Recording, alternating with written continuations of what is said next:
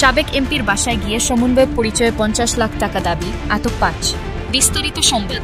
রাজধানীর গুলশানে সংরক্ষিত মহিলা আসনের সাবেক সংসদ সদস্য ও আওয়ামী লীগ নেত্রী শাম্মী আহমেদের বাসায় গিয়ে ৫০ লাখ টাকা চাঁদা দাবির অভিযোগে ৫ জনকে আটক করেছে পুলিশ। আজ শনিবার রাতে তাদের আটক করে থানায় নেওয়া হয়, পুলিশ বলছে।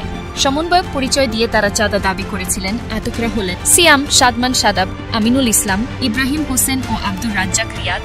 পুলিশ জানিয়েছে, সাবেক এমপি শাম্মী আহমেদ গুলশান ৮৩ নম্বর একটি সড়কে বসবাস করেন। কিছুদিন আগে সমন্বয়ক পরিচয়ে কয়েকজন শাম্মীর বাসায় যান। তাকে পুলিশে ধরিয়ে দেওয়ার হুমকি দিয়ে ১০ লাখ টাকা আদায় করেন তারা। আজ সন্ধ্যায় বৈষম্য বিরোধী ছাত্র আন্দোলনের সম্মিলিত বেসরকারি বিশ্ববিদ্যালয় শাখার ভারপ্রাপ্ত আহ্বায়ক আব্দুর রাজ্জাক রিয়াদ কয়েকজনকে সঙ্গে করে শাম্মীর বাসায় গিয়ে তার স্বামীর কাছে ৫০ লাখ টাকা চাঁদা দাবি করেন। পরে খবর পেয়ে গুলশান থানা পুলিশ রিয়াদ সহ ৫ জনকে আটক করে। গ্রেপ্তারদের মধ্যে প্রেসিডেন্সি বিশ্ববিদ্যালয়ের শিক্ষার্থী রিয়াদ বৈষম্য বিরোধী ছাত্র আন্দোলনের সম্মিলিত বেসরকারি বিশ্ববিদ্যালয়ের যুগ্ম আহ্বায়কদের একজন। গুলশান থানার ওসি হাফিজুর রহমান বলেন, আজ দ্বিতীয় দফায় চাঁদাবাজি করতে গেলে ৫ জনকে আটক করা হয়। আটক আব্দুর রাজ্জাক রিয়াদ জিজ্ঞাসাবাদে দাবি করেছেন, ১৭ জুলাই আওয়ামী লীগ নেত্রী শাম্মী আহমেদের গুলশানের বাসায় যান তাকে ধরতে। তখন শাম্মীর কাছে ৫০ লাখ টাকা দাবি করেন। শাম্মীরা তাদের ১০ লাখ টাকা দেন। আজ ফের চাঁদার টাকা আনতে গেলে ভুক্তভোগী পরিবার থানায় ফোন করে সহযোগিতা চান।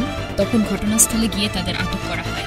এদিকে চাঁদার টাকা নেওয়ার একটি ভিডিও সামাজিক যোগাযোগ মাধ্যমে ভাইরাল হয়েছে। সেখানে দেখা গেছে ১৭ জুলাই সকাল ১০টার দিকে একটি বাসার গেস্ট রুম থেকে টাকা বুঝে নিচ্ছে ২ যুবক। আজ রাত ৮টার দিকে তারা আবার ওই বাসায় যায় স্বর্ণালঙ্কার আনতে।